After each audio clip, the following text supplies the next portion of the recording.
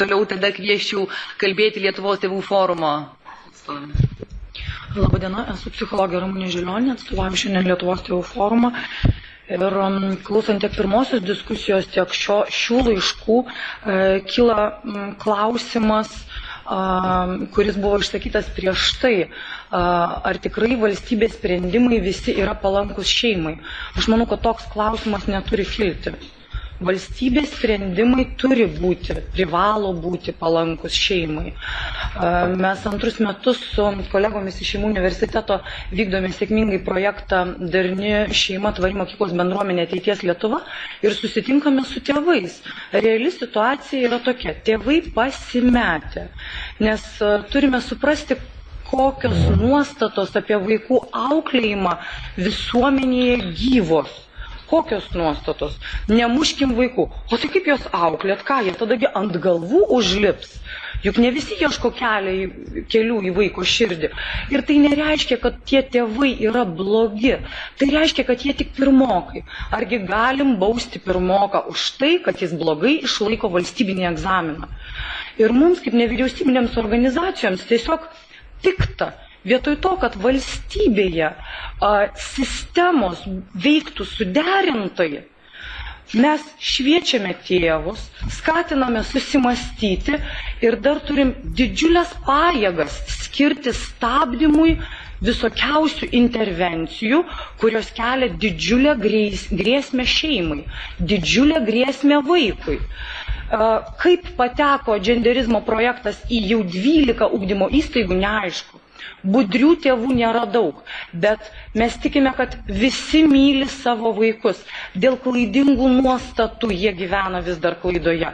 Tai kienogi atsakomybė, kad valstybė priimtų neskubos tvarka, o bediskutuodama su visuomenė tinkamus sprendimus. Argi mes galime nubausti vaiką 3-metį už tai, kad jis ėjo per gatvę, ne per pėsčiųjų perėją? Ne, mes baustumėm tėvus. Tai kai tėvai gyvena šitoje Lietuvoje, ne kažkur Madagaskare, o čia. Todėl labai norėtųsi nepamesti realybės vaizdo, labai norėtųsi kviesti atitinkamas valdžios institucijas priimti protingus sprendimus, brandžius sprendimus, kad nebūtų klaidų. Ir darome išvadą per savo praktinę veiklą, kad tėvų švietimas yra labai apleista sritis Lietuvoje. Ir pats efektyviausias būdas tėvų švietimą pradėti nuo ugdymo įstaigų, jis tada taps natūraliausias. Kai ugdymo įstaigų atstovai bendradarbiaus su tėvais vienodame vertybinėme kontekste, jau tėvai nuo mažų dienų galės šiek tiek pergalvoti, kaip jie gyvena su vaikais. Gerai, kai yra Šeimų universitetas, kuris būrė tėvus į savęs pastiprinimo grupės, bet darželį tėvai tarsi tokia dulksnoj gyvena, kad viskas yra gerai. Todėl tėvų švietimui verta skirti didžiulį dėmesį ir tiesiog per savanorystę nebepajėgiam su kažkokia neadekvačia valstybės politika į šeimą nukreipta ir į vaiką, nebepajėgiam atlaikyti to krūvio. Ir prašome pagalbos, bet aš manau, kad tiek Lietuvos tėvų forumas, tiek kitos organizacijos tikrai iš visų paskutinių jėgų stabdys nesąmonės.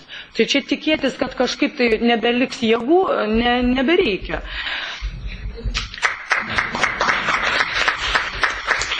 Ir dar labai svarbu, mes reaguojame į paviršinį elgesį.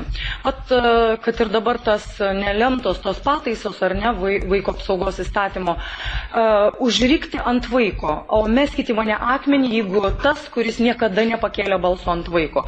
Ir ką jau aš, dezertyrė kokia nors turiu būti, despotė jau patapau, juk aš padariau klaidą. Ir jeigu neatsiras erdvės, kas man užrodys, taip nevalia, atraskite būdą. Pagalvokit, kiek jūs kiekvienas sustabdėt mamų ar tėčių netinkamą elgesį. Gatvėje, kieme. Kiek mes tą darom? Nuostatos mūsų kokios. Juk tėvai ką sako? Mes auklėjam savo vaikus taip, kaip mokam ir kadangi mes tėvai, tai darom geriausia. Bet tai nėra tiesa. jie gali klysti.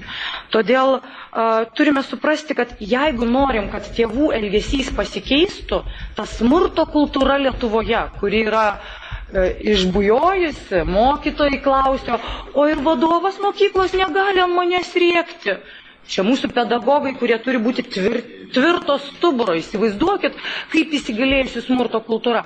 Tai jeigu mes norime pakeisti elgesį, mes turim didelį dėmesį skirti prevencijai, kai žmonių nuostatos keisis, o tam reikia laiko. Būkime budrus, ar tikrai visa tai, kas yra Europos Sąjungoje, tinka mums, lietuviams. Ar tikrai šeimos samprata pasikeitė? Ar kažkas bando mums primesti šeimos sampratą pasikeitusią? Todėl kviečiu daryti darbą tiems, kam ir priklauso daryti darbą, netrukdyti nevyriausybinėms organizacijoms šviesti tėvus, o padėti joms. Ir labai svarbu, kad turime atiduoti daug jėgų, tiesiog skatindami žmonės susimastyti. Labai prašau, leiskite tėvams paaugti. Ir jeigu mes išnaudosime visas priemonės jų auginimui ir vis tiek kažkokia rizikos grupė nesuveiks, bauskite juos.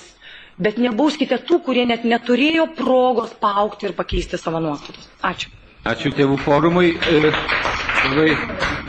Ypač man įstrigo jūsų žodžiai, kad niekas mūsų nenuvargins daryti tai, ką mes darom.